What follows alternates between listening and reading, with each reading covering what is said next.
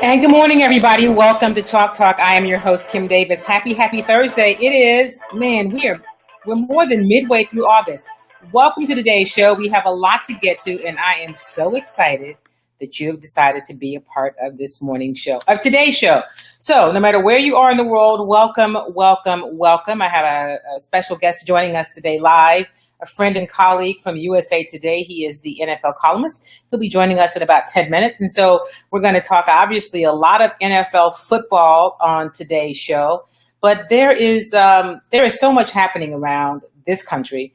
I would be remiss if we didn't talk about it just a little bit. And after we do football, we can always go back to it, because actually the most important thing that's happening is the tone and the pitch of the animosity and hatred that is real right now across these United States of America. And, you know, on this show, this is a sports show, but we also talk politics. We talk about a little bit of food. And it's not just my show, it is your show. So things that are on your mind, I welcome you to join me and talk about them. So as I said, we're going to have Jarrett Bell joining us shortly. But until he gets here, I want to talk a little bit about just what's happening around the country. There are conversations taking place. There are probably not nearly enough conversations taking place. This whole race relations issue is center stage right now. And while people have wanted to really deny that there was any issue in terms of race relations over the past 8 years, especially under President Obama, because for some, there seemed to be the thought that with an African-American president, race relations must be fine. And so now we are reminded, I shouldn't say seeing, because some of us have always known that there were some challenges and issues, right? Well, now a lot of people are getting to know that. A lot of people are getting to know that, are seeing firsthand, wow, there really is a problem, and we should pay attention. So, you know, I'm happy to talk about it on this show, and I'm happy to hear your comments about it. You know, we have one real rule about comments, because it's an interactive show, and I welcome your comments, even your, I put your post, your comments show up on screen. But one of the things that's really important in terms of being a part of this show is that as long as you, you are respectful, and you can disagree with me or others that are part of the show, but there must be a level of respect. So we're not going to stoop to a bunch of name calling or, just the vitriol that we see that's running rampant right now. So this is a place that you can have an opinion that differs from somebody else's.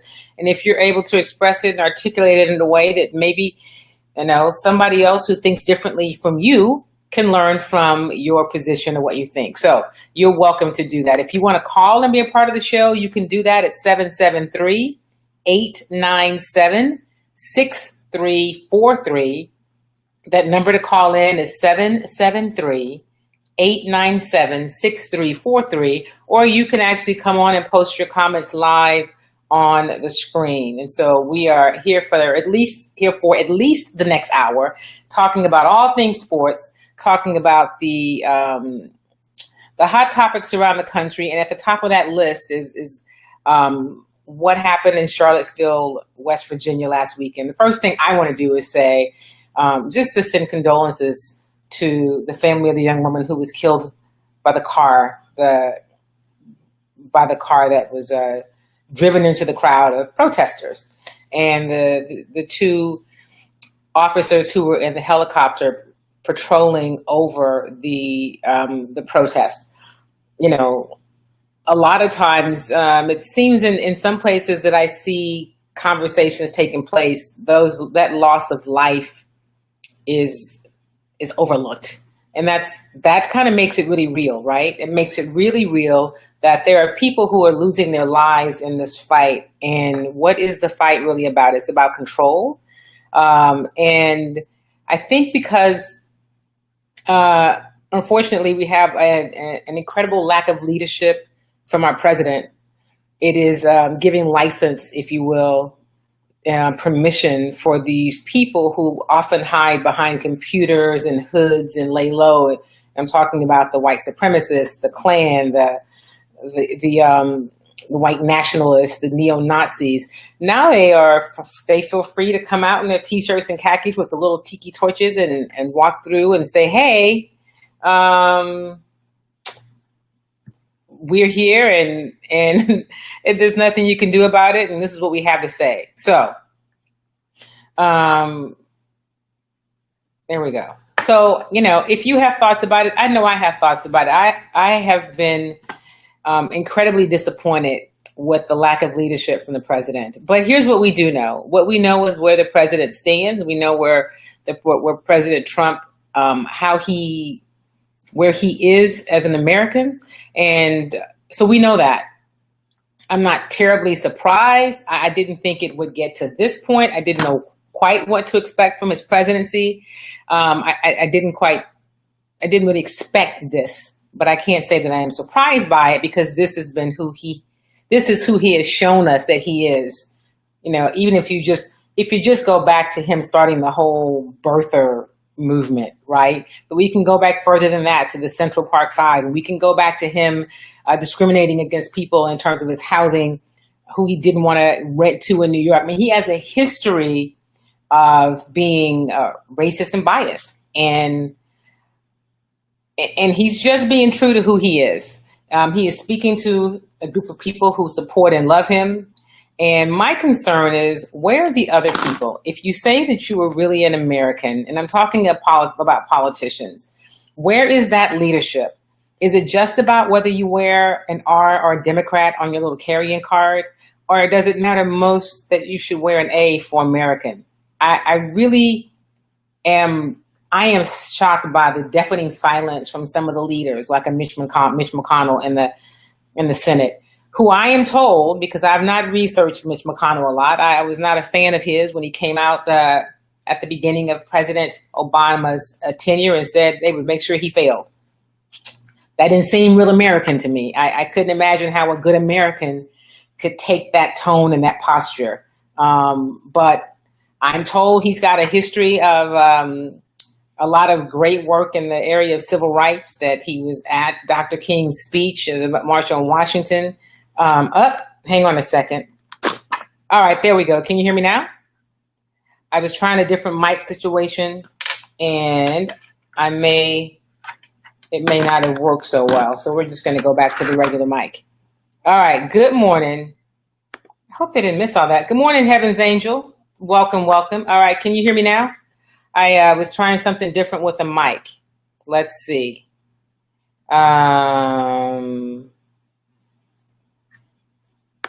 Let's see here. Let me try one other.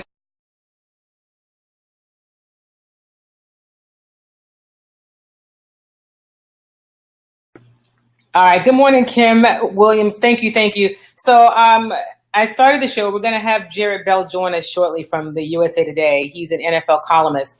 But I can't really start this show and not talk about just the tone and tenure, the tone and pitch of what's happening around the country.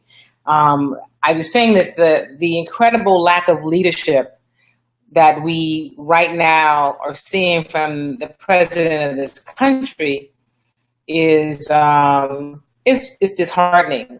But let's move beyond him, because we shouldn't be terribly surprised that this president has, sits on the side. His opinion is what it is. He feels the way he feels. We've seen it. He started the birthing movement. He was big with the Central Park 5 years ago. I mean, if you remember that case. And even before that, he had a history of not wanting to rent to people of color. And so we shouldn't be terribly surprised about what we see from him. I am, however, surprised, or at least disappointed. I don't know how surprised I am. Is that really the truth? About the lack of leadership and response we're getting from some of the leaders in the Congress and Senate. That's been incredibly disappointing to me. Mitch McConnell, who I'm told has an incredible record in terms of civil rights, and he marched with Dr. King, the March on Washington.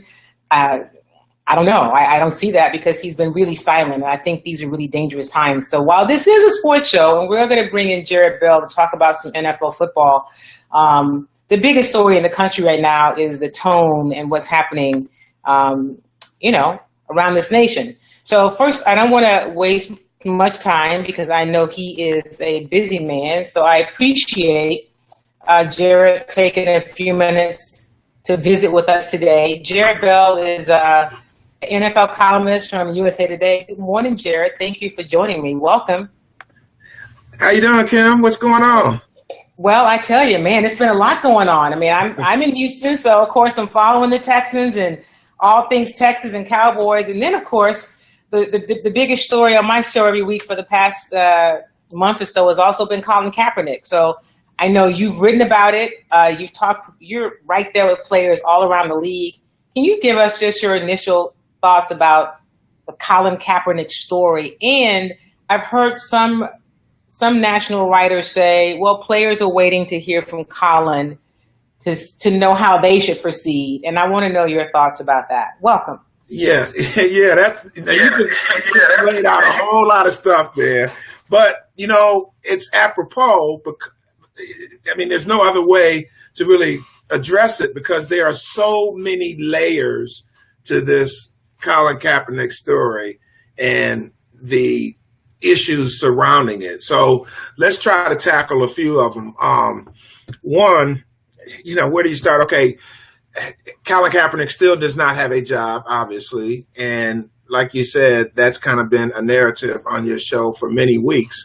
And it's something that I've written about. Others have kind of carried on as we've gone through this offseason. So that's still there. And I think the Baltimore Ravens, being a team with a quarterback dealing with a back injury, Ryan Mallett as the backup, the fact that they did not sign him is really a shame. Miami had a situation where they lost Ryan Tannehill for the season. They signed Jay Cutler, which I don't have a problem with in one sense, in the sense that Jay Cutler had a connection with Adam Gase. So you see that in terms of knowing the system and the working relationship. So you understand that to a degree, although, you can also make the argument, well, hey, maybe Kaepernick's a better quarterback than Jay Cutler, but at least Gase knows Cutler. They know that Cutler knows the system, all of that. And if Kaepernick goes to Miami with the controversy that was there last year about him wearing the Castro shirt, that's another layer to the scene. But I will say all that to say Colin Kaepernick had one of his best games last year in Miami against those Miami Dolphins. They should know that in terms of, hey, here's a guy who could play this game. But I think the Ravens right now are the obvious team that's really kind of dropping the ball on Colin Kaepernick, because if you believe the reports, and I do, that suggest that Ozzie Newsome, a fair-minded general manager, and John Harbaugh, whose brother Jim Harbaugh coached Colin Kaepernick, that they want him, and the owner, Steve Bisciotti, and the team president, maybe even Dick Cass, and talking to fans and other people about it, have provided the resistance. So I think that's a shame. In terms of another part of this, what do the other NFL players do, and should Colin Kaepernick speak out? I've kind of gone both ways on that, Kim, because to one degree, there's been a lot of people talking for Colin Kaepernick. And I think at this point, personally, it would not hurt Colin Kaepernick to come out and say something, although I can also understand him saying, hey, I don't want to be out there begging for a job. So I can kind of understand both sides of it, but that's not really the big issue. So if he decides he doesn't want to talk until he gets a job, and conceivably any team that is interested in Colin Kaepernick can talk to him, he can talk to them. And I think that even the Ravens may have had some of that going on as they've considered it. Colin Kaepernick may not be speaking to the media and to press conferences at large, but the teams can find him and they can talk to him. So if there are questions in terms of how his psyche is right now, what his position is on how active he will be, and I don't think he really should sit down, to tell you the truth. And that's semantically speaking, it may not be correct. But the point being, I like the things that Colin Kaepernick has spoken out about. Now, we can parse that in some ways and say, okay, well, maybe you went a little bit over the top when you wore the police pig socks and things like that. So there is room to question kind of how Colin Kaepernick has done some things. But in the grand scheme of things, I don't think there's much of a question that the guy is taking a stand for the right reasons. So I don't really buy that he has to talk, but I don't think it would hurt him if he did decide to talk, even just to acknowledge, hey, I know there's been a lot of conversation. A lot of people have said things about me, including, any number of journalists but also players and others as well. Maybe he wants to take the opportunity. He should take the opportunity to at least clear the air. That doesn't mean he has to be out there every day making statements, but it probably wouldn't be bad for people to hear from him. But I can also understand that there is a double standard there.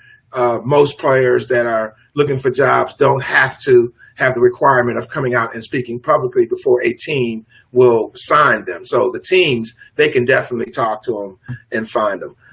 In terms of the other part of this that has really kind of escalated in recent days has been the Kaepernick spirit, Kim. So, hey, here's a guy who's been blackballed from the NFL, and I'll say it because I believe that that's kind of what happened. And if he's not being blackballed, this is the effect of being blackballed. So you are being blackballed if you have the effect of being blackballed, okay? So we could play with the words on that one in the semantics, but fact is he doesn't have a job. But and we know that the reason why is because of the fear about, whether or not he'll bring too much attention and drama and all of that stuff. Well, guess what? The Kaepernick spirit has lived on in the NFL through the likes of Michael Bennett, through the likes of Marshawn Lynch, even players who have done things on a lesser scale, like Malcolm Jenkins raising the fist, even Chris Long, who's come out and spoken, very forcefully about what happened in his hometown in Charlottesville. And Long, by the way, was also a very vocal player last year when the whole Kaepernick drama was such a big talking point in the NFL. Long was one of the few white players who came out and expressed a lot of sensitivity and support for Colin Kaepernick. So it wasn't really a big surprise that Chris Long came out and denounced the racist events in Charlottesville last weekend. So this thing is not going away for the NFL in terms of players using the platform to protest. I wrote about Michael Bennett and I wrote about Richard Sherman, too, for my visit to Seattle earlier this month. And, Bennett is a guy who has always been proactive in the community and feels like it's part of his responsibility to speak up on social issues as it relates to Black people. And I commend him for that because that's not always a popular thing. We hear stick to sports. We hear, well, he's a racist for doing that and that sort of thing. But he and his brother Martellus, who were honored, by the way, earlier this year by BET, Black Entertainment Television, with a BET award for their activism, they have, made it part of their business to try to help the community and support things and speak and help people who may be less empowered. They had some effort where they were doing some outreach in Haiti. Pardon me? Don't they have some? They're doing some outreach in Haiti as well. Oh, yeah. Well, that's really Cliff Averill, who has been the main person with Haiti. And Cliff Averill, his folks are from Haiti, and he has really kind of taken that as one of his projects. He went there this year and built some houses. And a couple, 3 years ago, or whatever it was, when they had the hurricane, he went there for relief efforts. So that has become a pet project of Cliff Averill's. And so this offseason, he took some NFL players with him, including Michael Bennett, including Marshawn Lynch, and they went there and they built a school, they built some homes, and I was talking to Bennett about it, and I've talked to Averill about it in the past as well.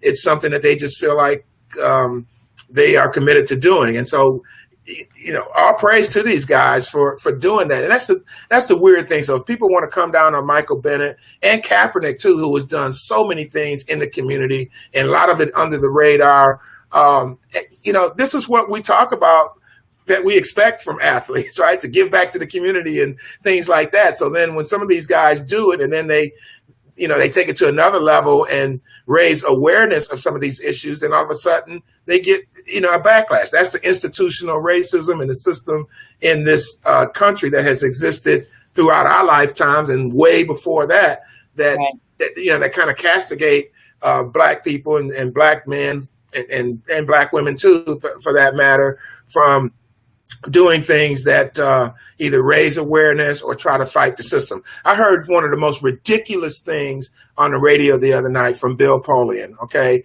And Bill Polian is a guy, Hall of Fame GM. I worked with him at ESPN.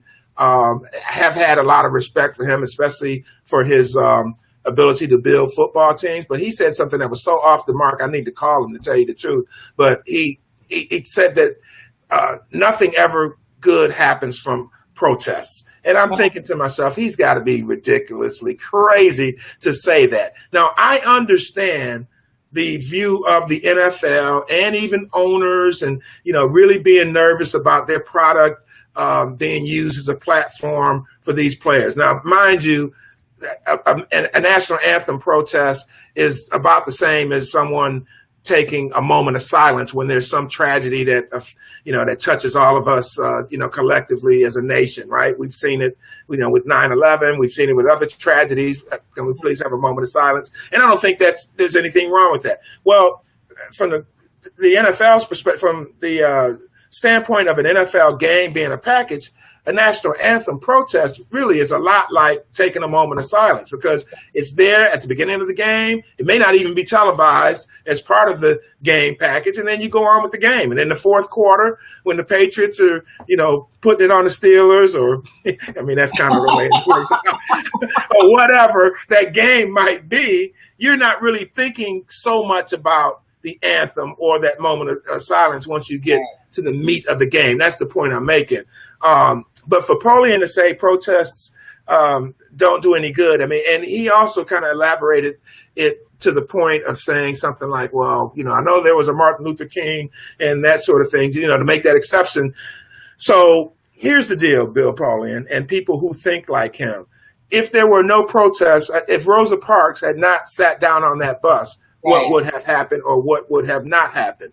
Obviously, throughout history, change comes from people raising awareness. And generally speaking, and I'm of the thinking, you want peaceful protests, but that protests have not always been peaceful, as we just saw last weekend in Charlottesville, because sometimes people take things to another level and they get violent. That's not what you want, but protests does spark change. It raises awareness. And hey, if Colin Kaepernick had not taken his stand last year, this issue would not be nearly on the level of consciousness in this nation as it has been. Even though we saw so many police shootings last year that raised controversy, I thought the Kaepernick and his stand and how it inspired other athletes, not only on a pro level and in other sports, but on a high school level and a youth level. It really raised awareness and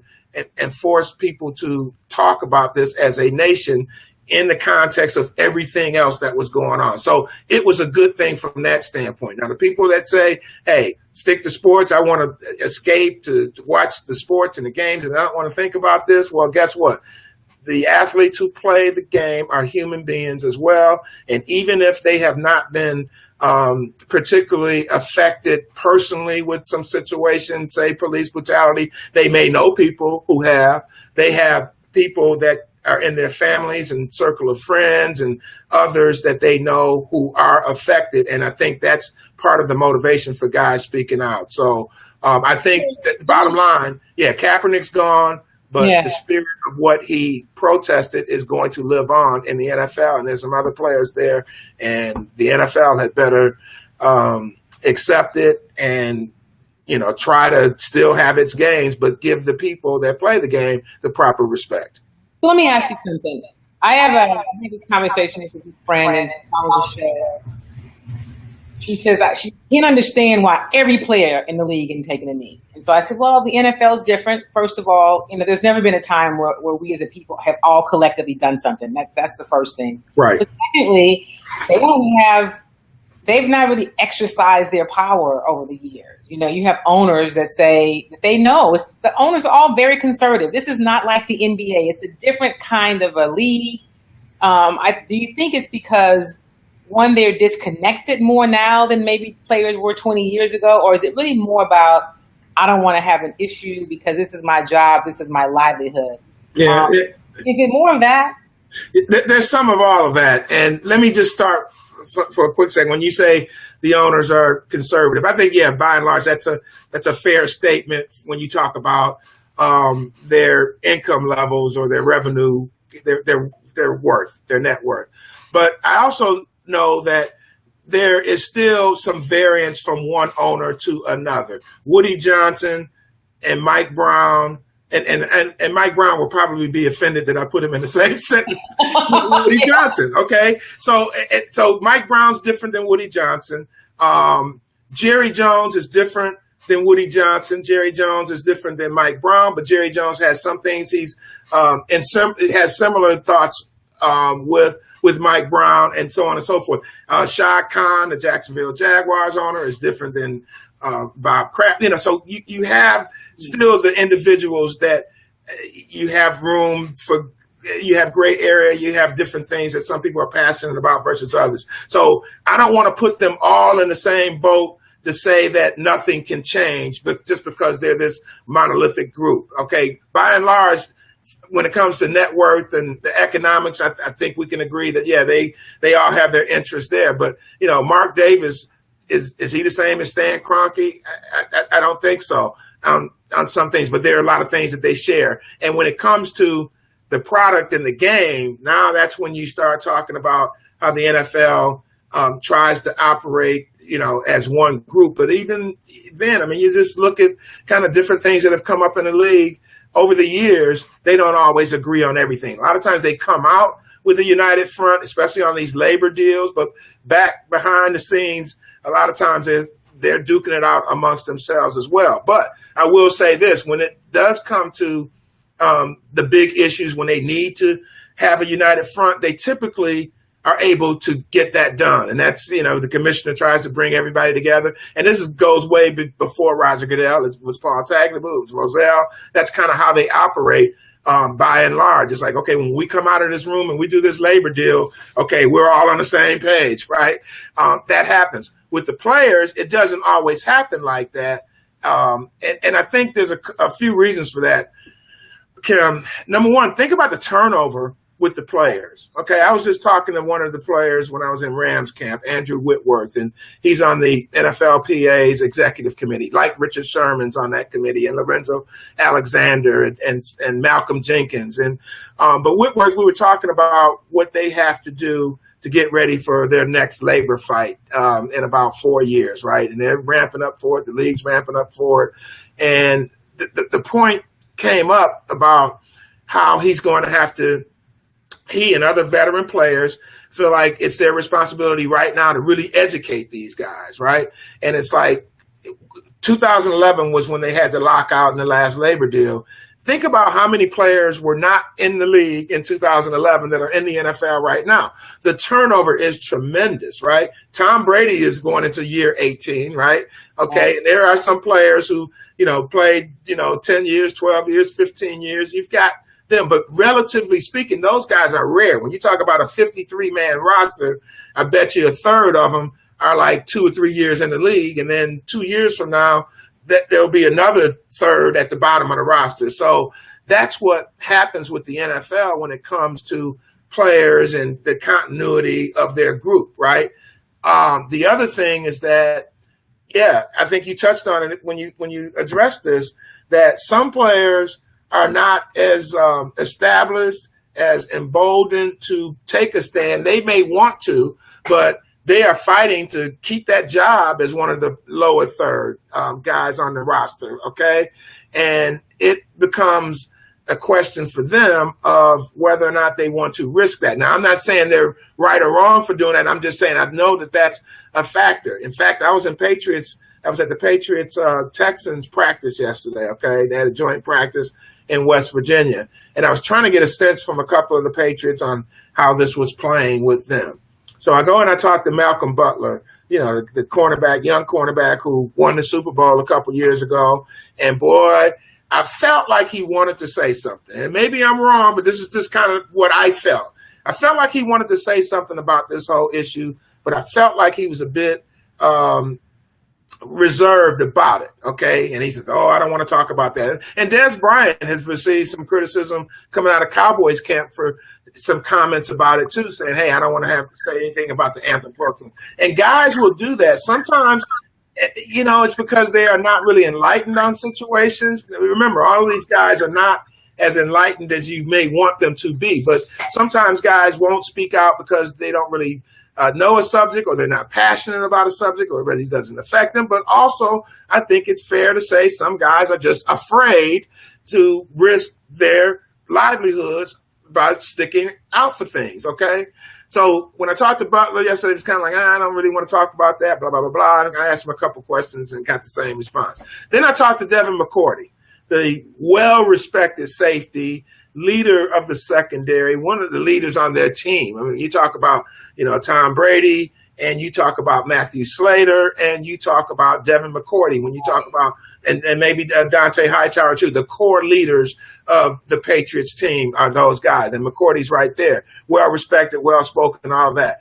Well, I talked to him about it, and he was like, hey, I understand totally what guys are protesting. I understand the reason behind it. I have no problem with them doing it. And McCourty's a guy who raised his fist too last year during the protests. And so he got it from a different perspective and was not afraid to say it. Now, McCourty has a long-term contract with the Patriots, a valued guy. He was, about to hit the market. They, re-signed him to the deal. Belichick loves him, thinks he's one of the smartest players he's ever had on defense, all of that. So Devin McCourty is in a much more stable situation where he can speak out and speak his mind. And the same thing with Michael Bennett, who I talked to in Seattle a couple of weeks ago, being a guy who's 9 years in the league, or Richard Sherman, who's an all-pro. These are the types of guys that, have no fear when it comes to speaking. But it makes a difference. I think the point that you're making is what I try to help people understand is it makes a difference because their story is a little different.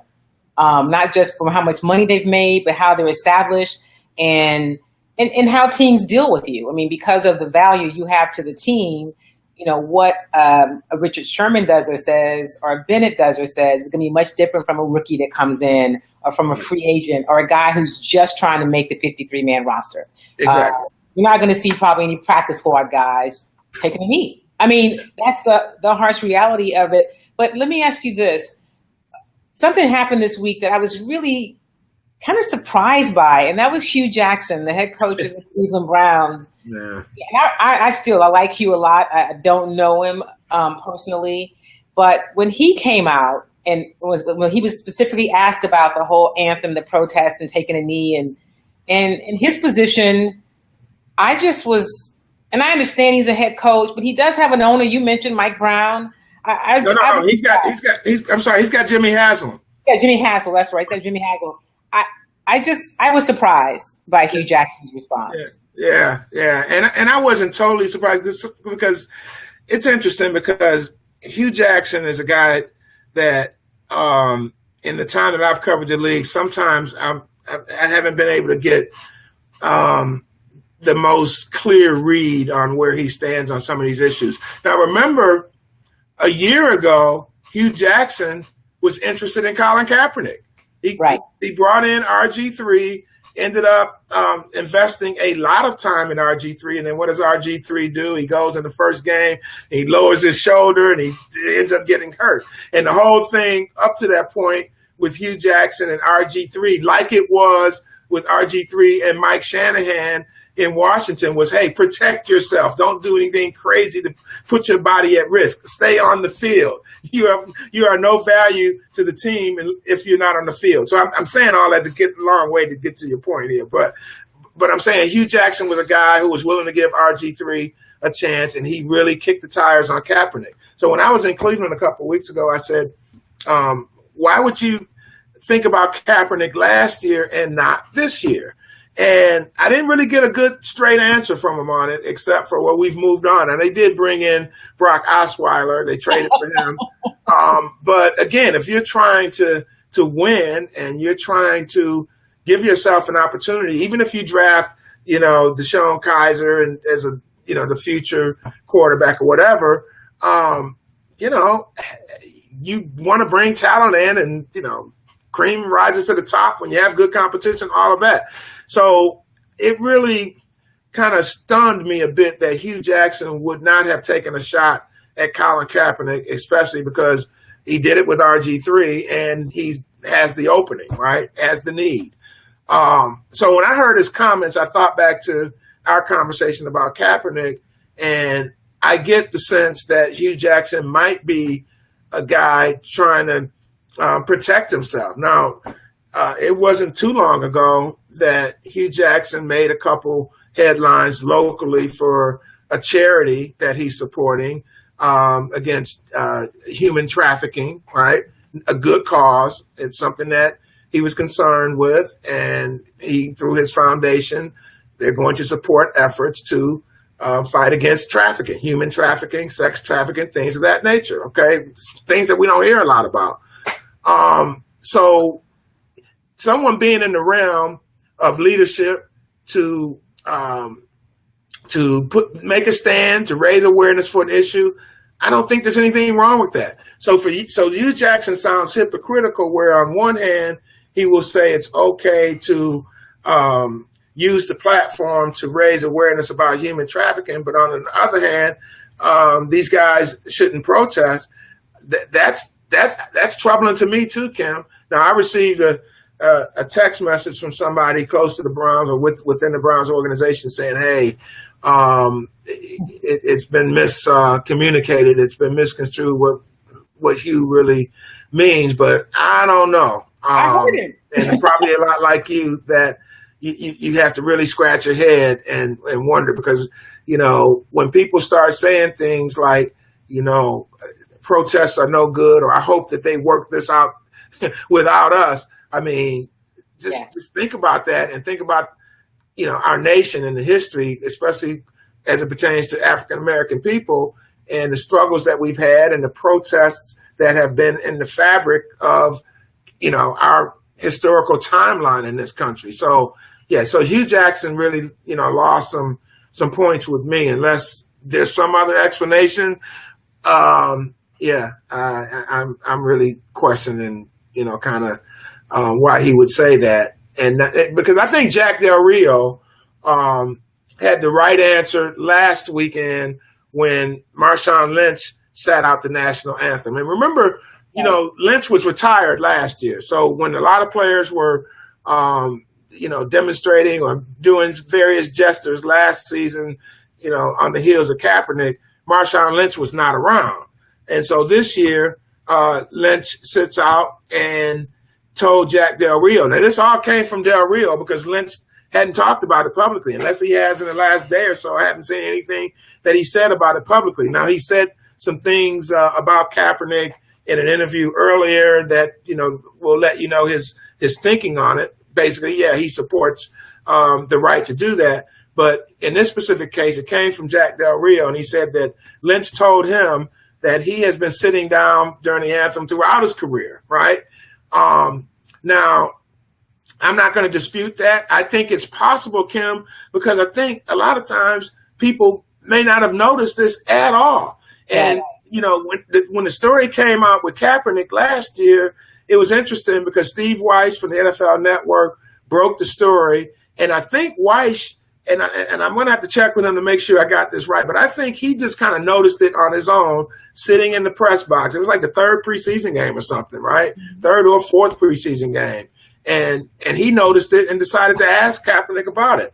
And that's when he found out that, hey, this was, part of his protest. So it had happened in games previous to that during the preseason. Now, Kaepernick was a guy who was coming off an injury too.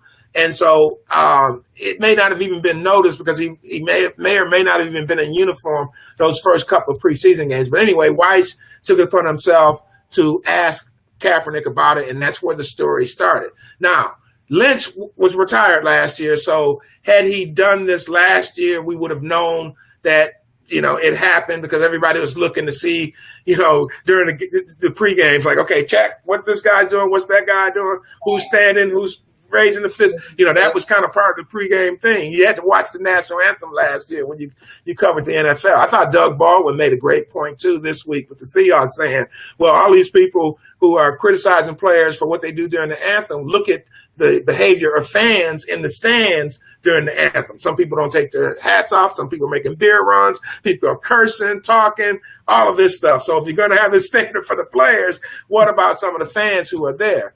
But yeah, but let me just finish my point. I'm just getting so off track here, Kim. But Jack Del Rio, and I'm going to bring this back to Hugh Jackson and Jack Del Rio. Jack Del Rio, who is a guy who has been in the league as a player, an assistant coach, a head coach, as a second head coach.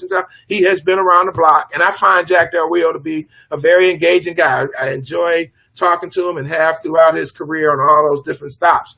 And Del Rio said that he told Marshawn Lynch, I don't agree with what you did, but I respect you as a man. And so I'm going to understand that. And he kind of left it at that. And I think that's kind of how NFL coaches and management and owners really need to look at this, is that I may not agree with it, but I do respect you and you're right to do this. And okay, go run the ball for me. I think that's kind of what you have to do in a situation like this, because we all come from different places with different world views, different perspectives. And I know Jack Del Rio is a guy who has come out and, put out tweets and stuff on Memorial Day, for example, honoring the troops and all of that. And he's a very patriotic guy. No problem with that.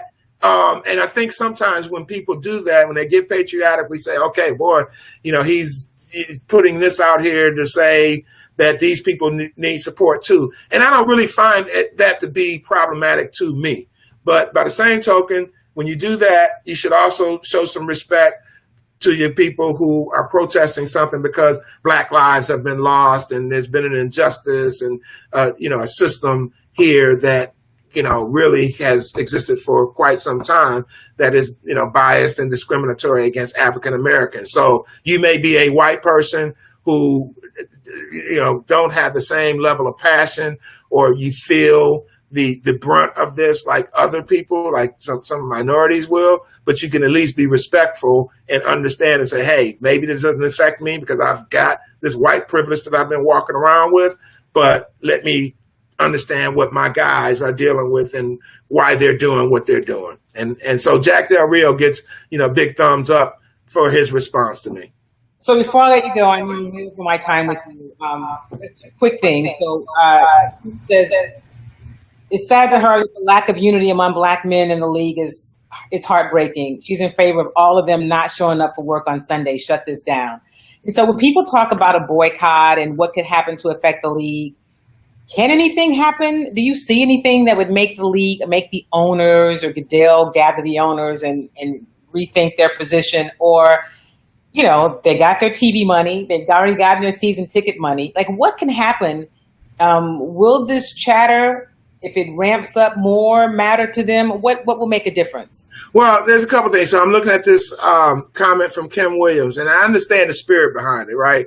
Need to have all this unity. But again, in so many situations, we don't all have unity, and we're not all one group, because we could take that same philosophy and say, okay, Black on Black crime. And I'm not trying to give anybody a pass here at all. But I'm just saying, if we're going to talk about what things we need to be united on, let's be united on, okay, make sure all the schools are up to par, and make sure that there are different things that are, socially equitable. I mean, let's talk about economics, and you could find people all across the spectrum, even if you were to just take Black people, and you can find people who are spiritual and people who are not spiritual. You can find people who have levels of education and respect, and people who may not have the same level. You can have people with, certain socioeconomic resources and people who don't. So we're not all in the same group and coming from the same place.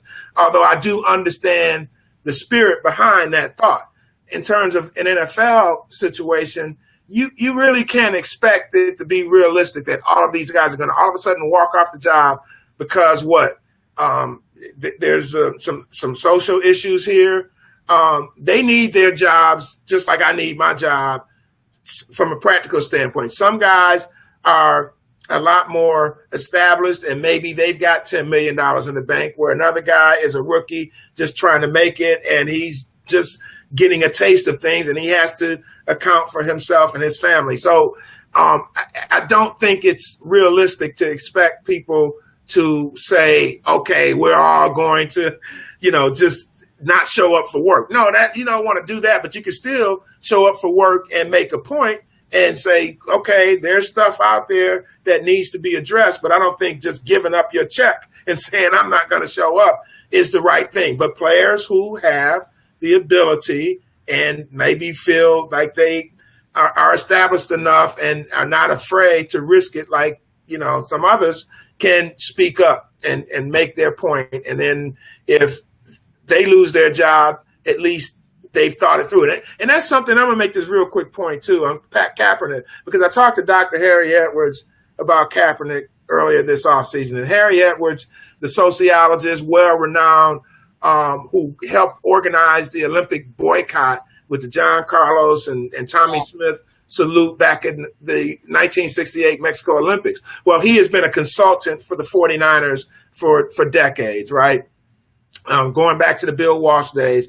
And Harry Edwards has always been a guy that the 49ers had in their building as a resource. Now, Harry Edwards, he's a professor at Cal Berkeley. He's been a longtime professor there, one of the big voices on sports and society. He's worked with Major League Baseball when they had the Al Campanis thing. And so Harry Edwards is in the fabric when it comes to sports and sociology. Anyway, I say that to say that he has been a resource with the 49ers, and he was a resource for Colin Kaepernick. So one of the things that I wanted to know from Dr. Edwards when I talked to him a few weeks ago now, I said, did Kaepernick realize that when he took his stand last year that this was possible, that this could happen, that he could get blackballed? And Harry Edwards told me that under no uncertain terms did Colin Kaepernick demonstrate last year, execute his protest last year without the knowledge of knowing that there could be ramifications, and he was willing to do that. So let me just say that from the standpoint of, Kaepernick knew that it was possible. And I'm not saying that he should not have a job because he knew. No, not at all. I'm with him for, making that stand. I mean, he was like one of the most, I don't know if he was the most influential person by Time Magazine at the end of the year or one of them. But, but Kaepernick, took his stand. And I think years from now, regardless of whether or not he gets in the league or gets back into the league or not, he's going to be viewed as a game changer in terms of, this narrative. But in terms of the idea of all NFL players, walking off the job, I don't know if that really helps you, because then what? Then what? The owners, we're talking about a Kaepernick situation in the NFL, but we're also talking about an issue with, society at large that has sparked people, motivated people to raise awareness and have gestures and protest the anthem. Before I let you go, you were at the Patriots in Texans practice. What do you think about the Texans and specifically about Deshaun Watson? Yes, yeah. So you're going to get around to Deshaun Watson. I knew you would do that because that's what everybody wants to know with the Texans. I mean, it's really cool. Anyway, that's the story with the Texans. I mean, they've won the division title in back-to-back years, right? Their defense was number one last year without J.J. Watt. Okay, just think about that. We knew J.J. Watt was a beast, and then he gets hurt, and he's out for pretty much the whole year, and then boom, he's gone, and they've got the number one defense. So you bring him back, and the defense is going to be good. So now Bill O'Brien, who is allegedly a quarterback guru, has been through 8 quarterbacks in 3 years, right? Okay, they spent all that money on Brock Osweiler, and I think it was pretty apparent as time went on that maybe Rick Smith and the owner, Bob McNair, wanted Brock Osweiler, and Bill O'Brien didn't want Brock Osweiler because it just didn't work. And I remember last year talking to McNair, the Texans owner, about why they paid so much for Brock Osweiler, who had only so much experience in Denver, right? Wasn't bad, but wasn't worth $70-something million and 37 million guaranteed or whatever. And I remember McNair just told me, he just admitted, he was like, hey, he was the best guy out there. We had to do something. We had to go get the best guy. And that's what the market, bore for us last year. So this year they took a different track. They got rid of Osweiler and they moved up to get Deshaun Watson. There was a lot of conversation, Kim, before the draft about Watson's potential, right? And his college coach was like, if they pass up on him, they're passing up on Dabo Swinney as the Clemson coach. Like they're passing up on Michael Jordan, right? And I kind of went with Deshaun's the guy you can't pass up on him. But from my standpoint, basically the reason why I felt that was that I watched him play games in Clemson. I didn't see Mitchell Trubisky at all. So I don't really know how good Mitchell Trubisky is or will be or what I think of him because I just was not exposed to him, right? Patrick Mahomes, the other guy that the Chiefs got and they moved up for. He may end up being, the next Joe Montana. I don't know because I didn't watch him. But I saw Deshaun Watson and I went, wow, this kid, get him in a pro system, get him some coaching, let him grow, develop. He is going to be the truth. And so I've just felt that about Deshaun Watson from, my naked eye watching him. He's a versatile player. So from what I understand, no football player since Warren Moon in 1984 has generated the buzz in Houston like Deshaun Watson. So it's just a matter of when. And from what I was told at Texans camp yesterday, he is closing the gap daily on Tom Savage. So he may not start the season as the starter.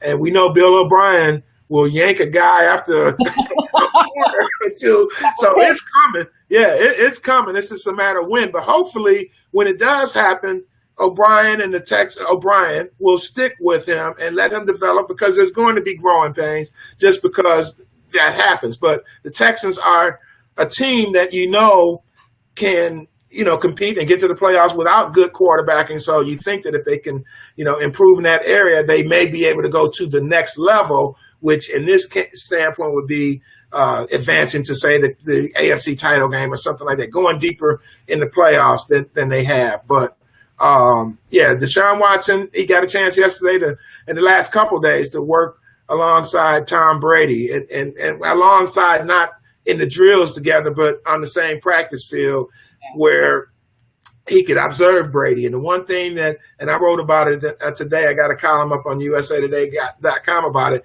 is that if you watch Tom Brady and you're a young quarterback and you say, well, what is he doing that's so special that makes him Tom Brady? Well, you saw Tom Brady yesterday, and I've seen it. I was the pool reporter last year in Houston during Super Bowl week, right? And so I got to watch the Patriots practice, and I've actually been the pool reporter for them a couple of times.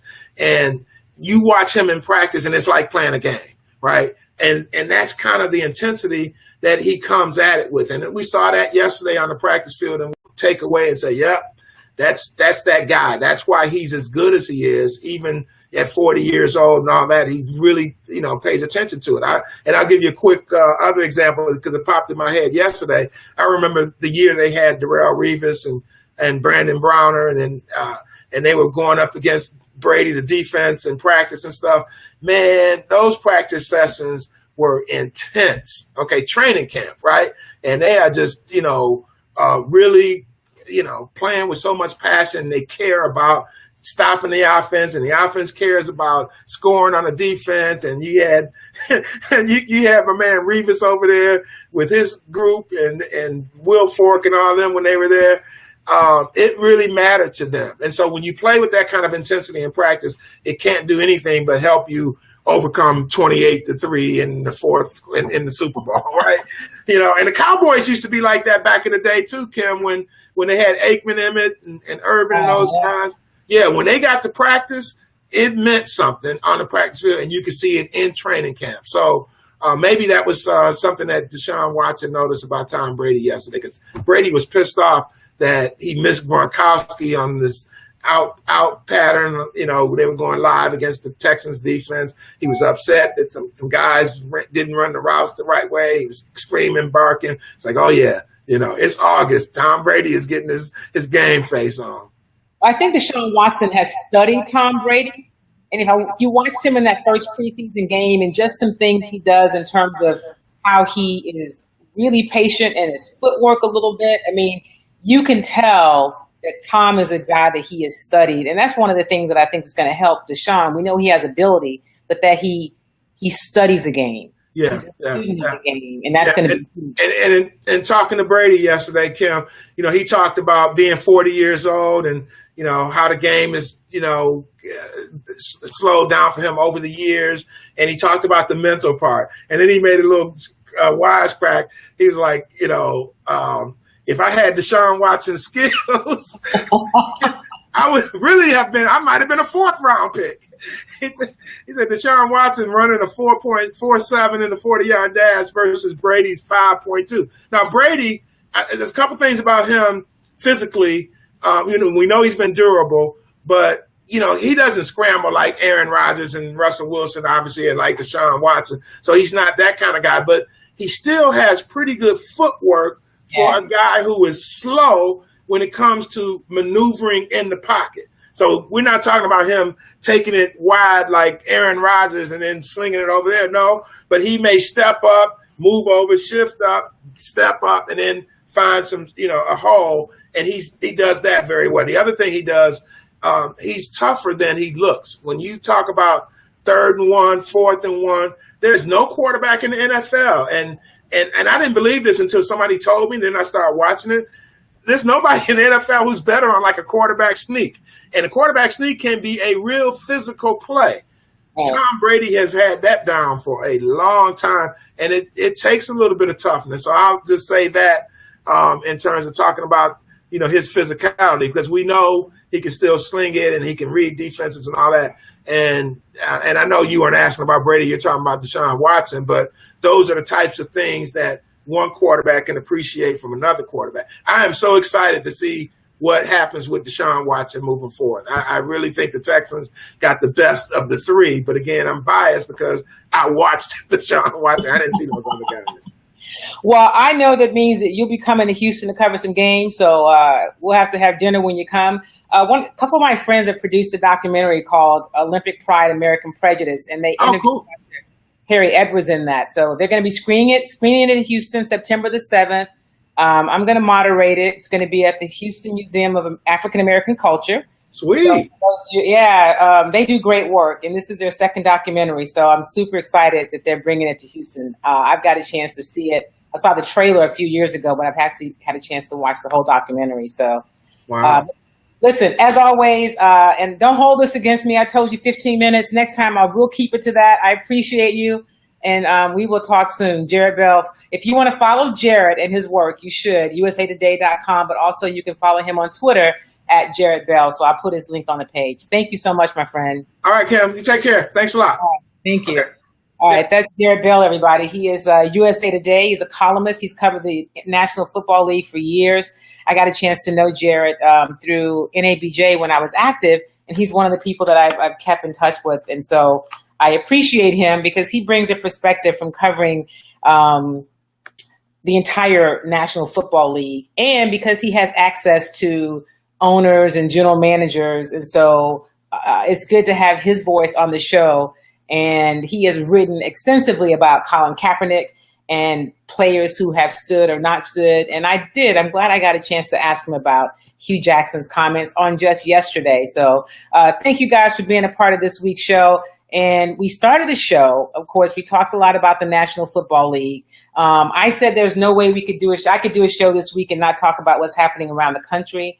I encourage people to stand up for what you believe and just be smart about it, but it's not the time to be quiet. We have to be counted. And I was impressed, are pleased that people on a national level, now CEOs of Fortune 500 companies, generals of the armed services are making a statement. They're basically saying, despite what the president says, and Andre says, I did believe he was a true racist. I felt like he was just riding the wave of hate, but no, he is mentally ill.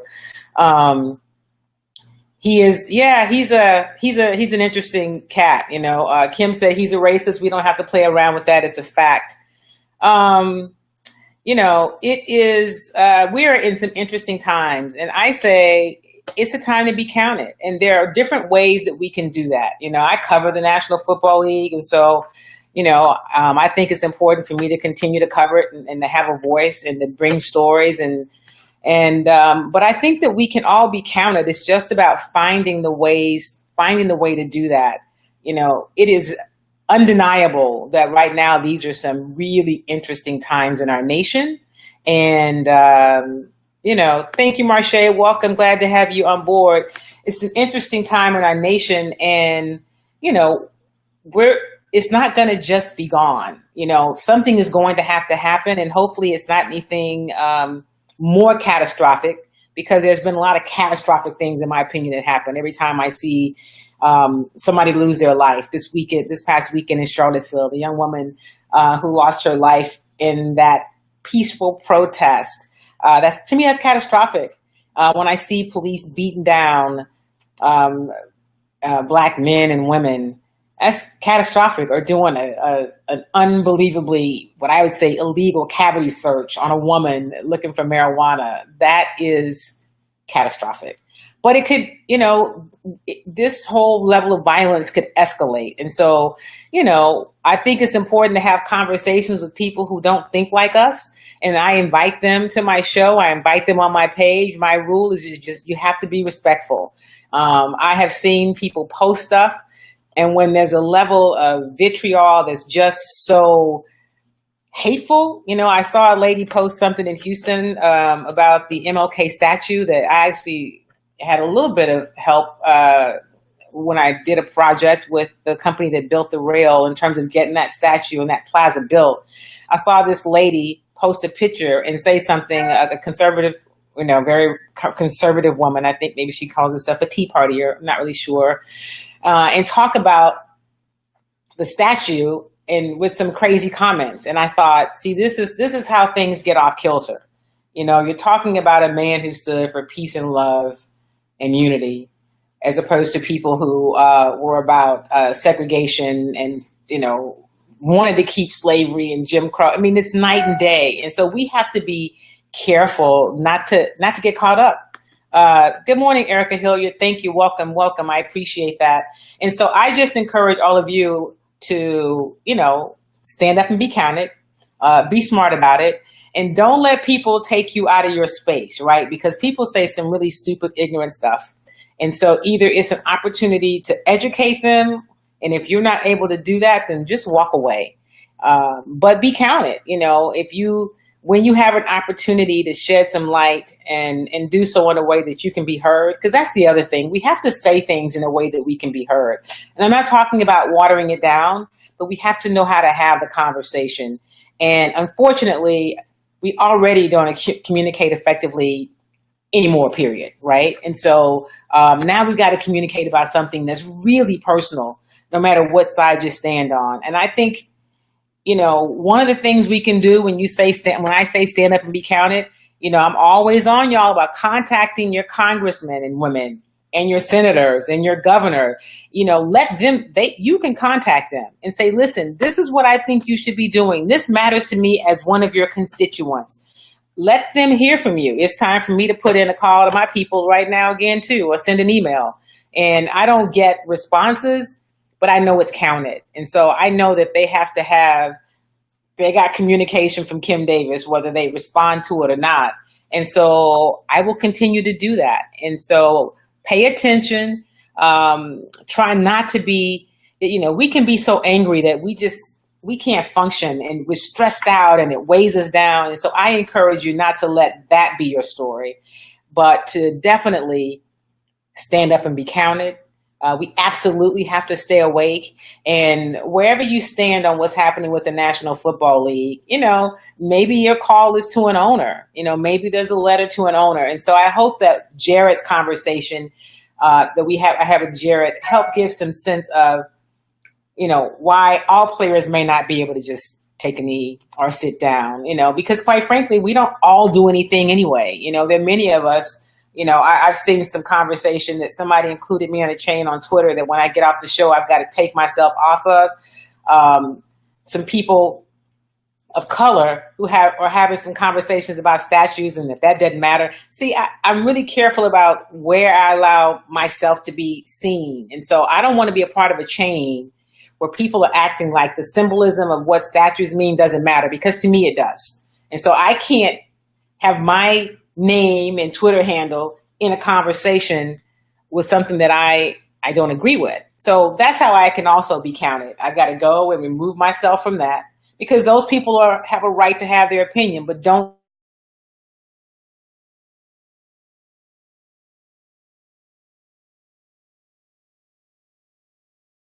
Wait, there we go. Man, technology. So we are out of time for today's show. Thank you so much for being a part of Chalk Talk. Remember to follow me on Twitter at Kim Y. Davis. If you're not following my Kim Y. Davis page, please follow it, and also make sure that you sign up to get the notifications so that you'll be notified. I've moved the show over to my business page, and we're going to continue to build here. In case you missed it, put September 7th on your calendar. There's going to be a screening of Olympic Pride, American Prejudice. My friends, Lacey Barnes is one of the producers. Deborah Riley Draper is the director, and I'm super excited that they are bringing that project to Houston. It's going to be at the Houston Museum of African American Culture, and I'm going to moderate the discussion. Honored, as always, that they would include me. So check that out, put it on your calendar, sign up, and be there. And that is all for this week's show. I will see you next Thursday at 10 a.m. Central Standard Time. Where's our music to take us out of here? 7:30 p.m. Lacey says it's at 7:30 p.m. Absolutely. Where are we? Here we go. I don't know what happened to my exit music. It's not queuing up. Anyway, we can still end the show. We're out of time. Have a great, great week. I will see you next Thursday. Be sure to follow me throughout the weekend on Twitter. I'll be covering the Texans game on Saturday. Follow me for live updates, and they will have practice back in Houston next week. I will certainly be there as well. Have a great, great week. Thank you guys for being here. Do something kind for yourself and something kind for somebody else. Also, remember, make sure that you stand up and that you're counted. I'll see you next week. Thanks, guys.